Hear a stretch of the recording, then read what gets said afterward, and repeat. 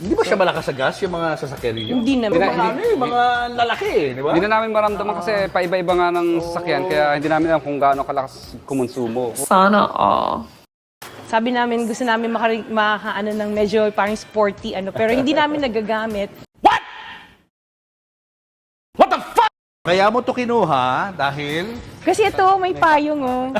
Natutuwa ako sa payong. My God! Wow! Nagagamit tong payong na to. Hindi pwedeng gamitin. Oo, kasi mahal yung payong. Sana all. Pagdating naman sa business, anong naitutulong nito pag nakitang marami kayong mga sasakyan? Siyempre, your clients come here and nakita nila, pagpasok, pag nagpa-park sila dito, ang dami yung gandang ng kotse, kanino yan. Sa amin lahat yan. My God! Wow!